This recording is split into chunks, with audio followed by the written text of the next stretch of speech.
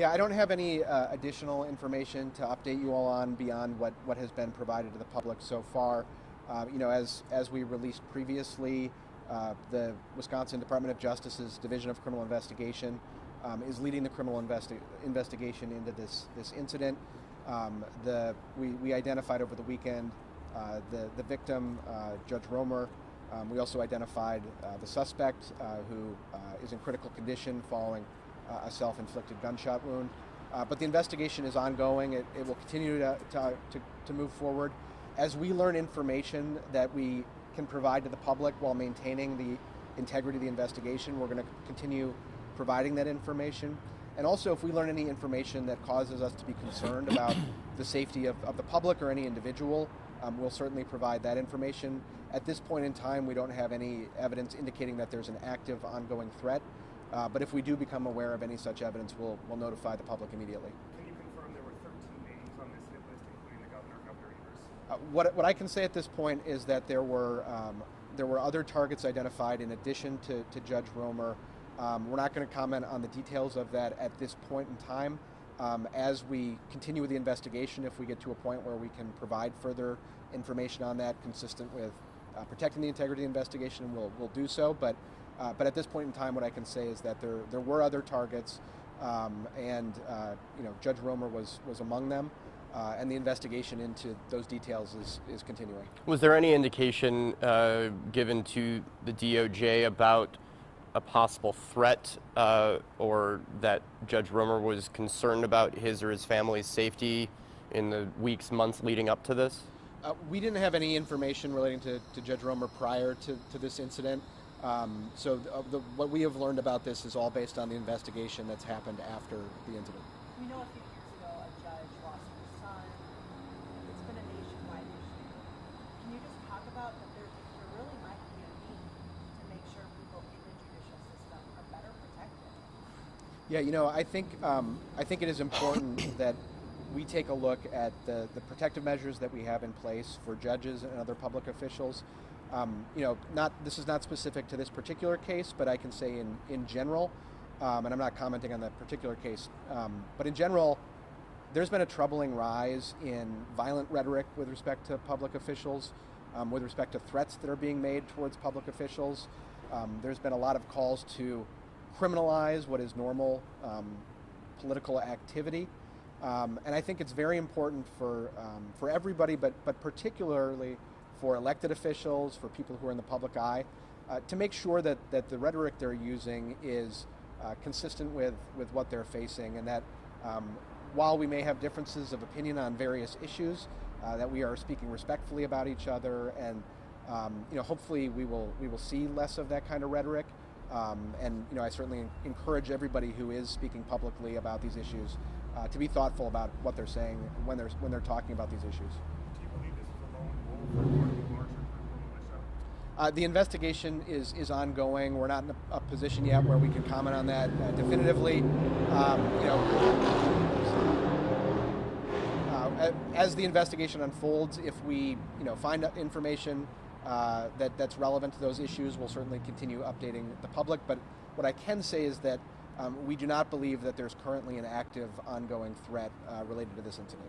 Based on the white supremacist ties or right-wing militia ties, anything that you know about that? We're not commenting on any sort of ties that the individual may have had. What I can say is that he appears to have targeted multiple people, including Judge Romer.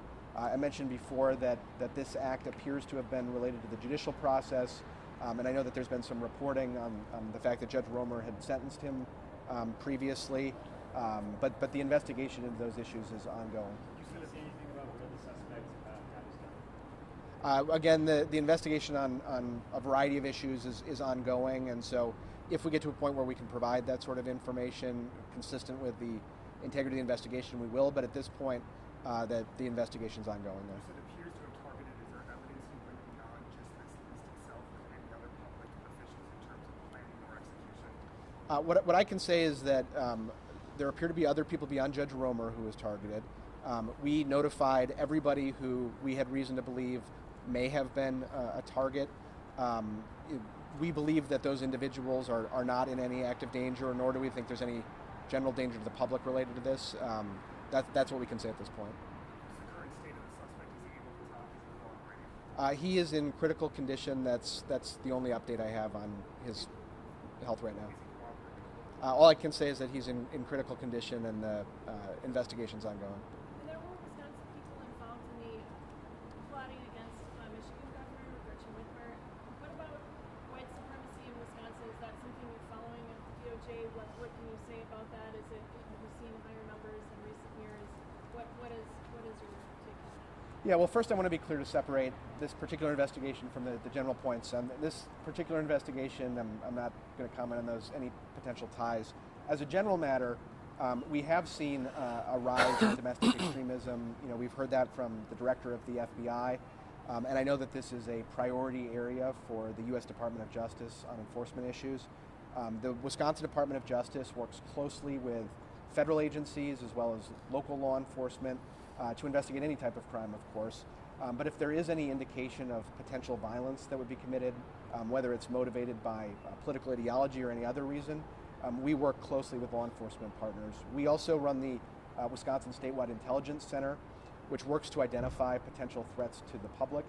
And again, if we do identify threats, they're followed up on, and if we become aware of any specific threat that we believe is cause for concern, we would provide the notice either to the relevant people or to the public in that area.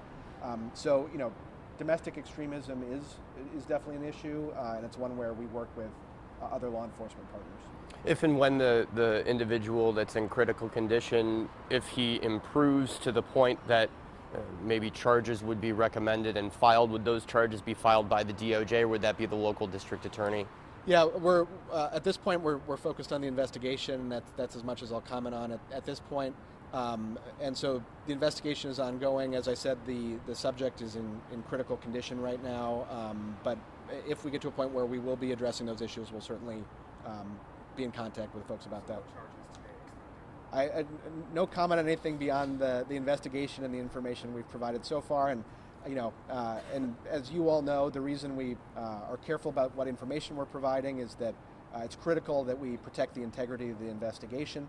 And so we'll continue providing information to the extent that we can, but no further update beyond that. Just saying the details of this case and you being in government yourself, what was your reaction to hearing about this?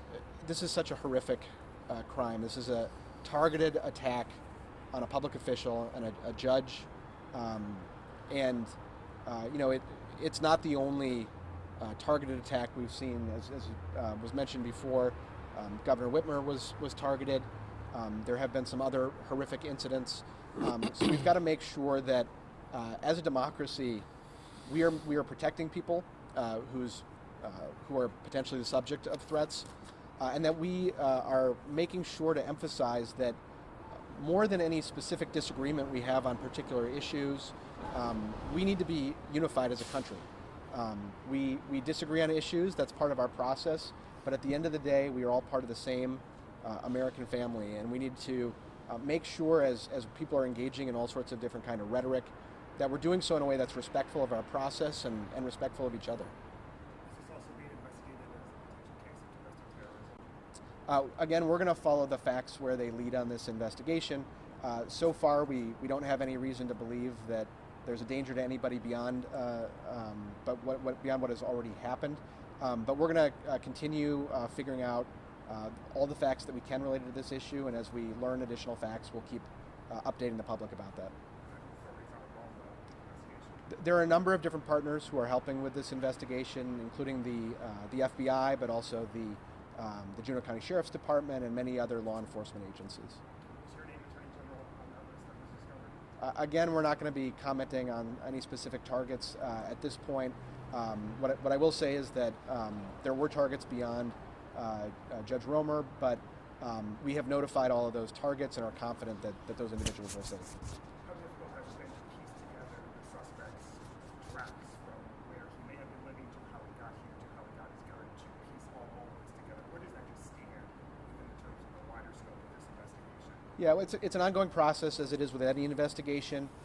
Fortunately, we have outstanding investigators in our Division of Criminal Investigation. They are working hard to follow up on all the facts here, and are working with partners from a number of different agencies. I'm confident that the investigation has been moving forward swiftly and will continue to move forward swiftly. This incident, only just happened a few days ago, and we're continuing to gather the facts, and we're going to keep updating the public. What we're not going to do is speculate about things, because as investigators, it's our job to make sure we are finding the facts, and we're going to provide those facts as they're definitively confirmed and as it becomes consistent to do so with protecting the investigation. Those additional targets that you have notified, do they have like extra security on them, or is it just like, hey, watch your back? We notified the targets and have left it to those targets to decide what steps to take based on their having been notified. What I can say is that, with some of the people who were notified, who were more well-known public officials, they themselves have security who can make those judgments. But we don't think that there is an active, ongoing threat, and so because of that, we've notified folks, and if we do gain information that raises any additional concern, we would let them know. Have you given any guidance to anyone within the judicial branch across the state, just in terms of increased safety or security, or any new measures in place this week that weren't last week across the state?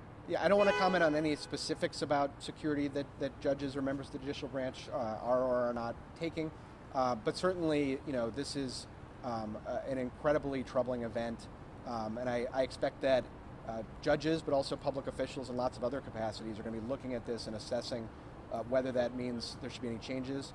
Again, though, because again, I just want to confirm, we don't think that there's an active, ongoing threat related to this. All right. That's Thank it. you all. Thank you.